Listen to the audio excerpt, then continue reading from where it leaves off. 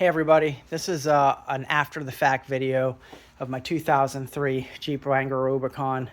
This is very after the fact. I've been at it all day. This morning, went for a ride, came back, went to start my car. Of course, it's in the middle of the driveway, blocking everything. Ignition turns all the way.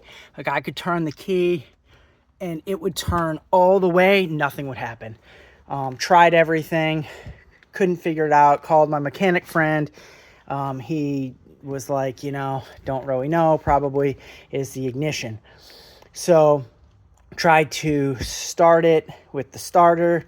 That didn't work. And so anyway, long story short is I'm just going to give you my assessment. And I am a non-mechanic, just handy person, I would consider myself, of how to change the actual ignition components on a 2003 Jeep Wrangler. This is a Rubicon edition. I just happened to be charging the battery because I kind of had the doors open for a while, but that's the only reason. How I did it. So first thing I did was you undo and take off the plastic plate here.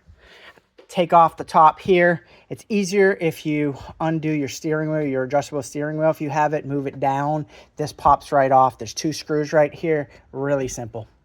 Next thing that I did was take off the ignition cylinder. All right, that's actually really easy. Put it in the on position. You don't have to. Some of the videos people had was taking off the rings and popping off the plastic things. You don't have to do any of that. What you have to do is put it in the on position. There's a little silver tab on the bottom. Wait till you can push that up. Push it up with a very small flathead screwdriver. It will pop clear out. Once you do that, then on the back, there's the ignition right here, right where my finger is on the other side of the black plastic. Okay, that is where the ignition is, the ignition starter, not the actuator. Sorry, it's like 105 degrees here, so I'm soaked and my brain is a little wonky.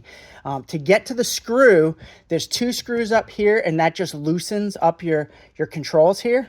So once this plastic's off, just take those two screws out. You don't have to take anything off. Just loosen them, push them up enough to get to that one screw. Once you do that, undo the wiring harness, that pops right off. Super, super, super simple.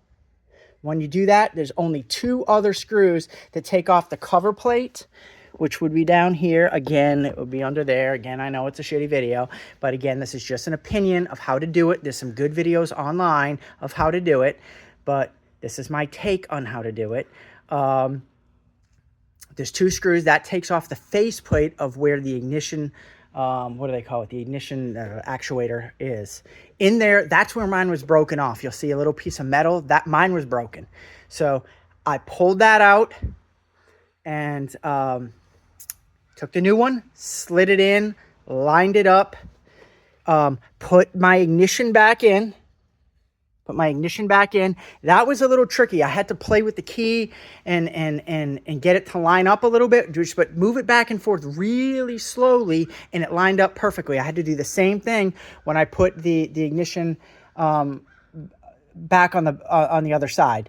Did that. There's really only three screws with that whole assembly. There's one here, and then there's two for the cover piece. The whole project, once I figured out what I needed to do, go and get the parts, even though I was out here for like 4 hours messing around, diagnosing, wasting time, it took me maybe an hour. So it really was simple. Then I buttoned it all back up, tested it, and it was simple, stupid.